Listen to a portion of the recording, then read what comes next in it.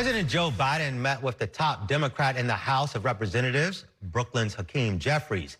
The congressman says he relayed the feelings of some party members calling for the president to be replaced on the ballot. Tonight, New York One Washington reporter Kevin Fry has the details for us. All week, Jeffries has gotten an earful on Capitol Hill.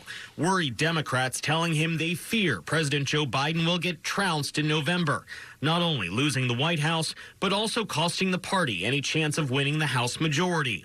All of it stemming from Biden's disastrous debate 2 weeks ago. He's listening to everyone. He is providing an opportunity for those who come from marginal districts, as well as people like myself that come from a blue district. On Thursday night, Jeffries met with the president, and in a memo to his Democratic colleagues Friday morning, he said he directly expressed to Biden the, quote, full breadth of insight, heartfelt perspectives, and conclusions about the path forward that the caucus has shared in our recent time together.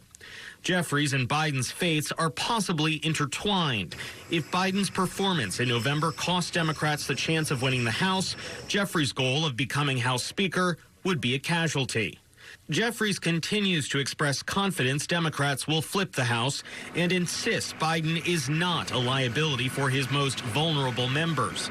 But some of those lawmakers, like Hudson Valley Representative Pat Ryan, have already come out calling for Biden to go.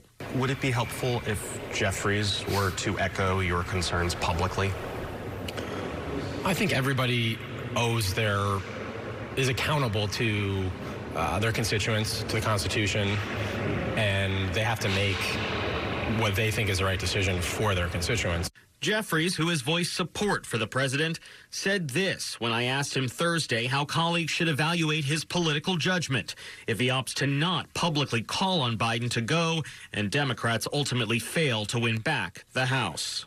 At the end of any election cycle, people are going to evaluate what the performance of House Democratic leaders has been in achieving the objective. The record will speak for itself. I'm not going to characterize it at this moment. Jeffries is not alone. His fellow Brooklynite Chuck Schumer would lose his title of Senate Majority Leader if Democrats are unable to keep control of the U.S. Senate. Democrats are facing tough battles in a handful of competitive Senate races, though some polling has shown Democrats in those contests outperforming Biden.